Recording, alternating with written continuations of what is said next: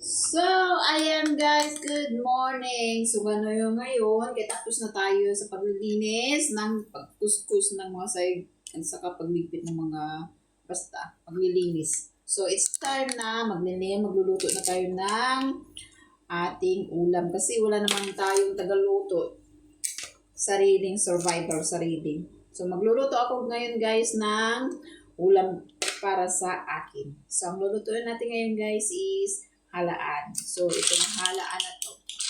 So, meron ako ditong halaan. Yan, lulutuin ko yan guys. Yan ang ulamin natin for today's video. So, simple lang naman ang sangkap. Ito lang naman sibuyas. Mga half lang ng sibuyas. Tapos isang stock lang ng ng tanglad.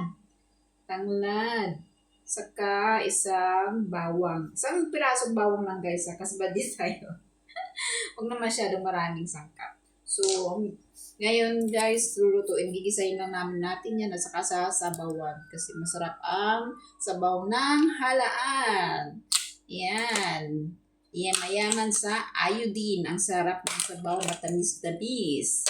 Oh guys, sige, let's go. Magluto na tayo.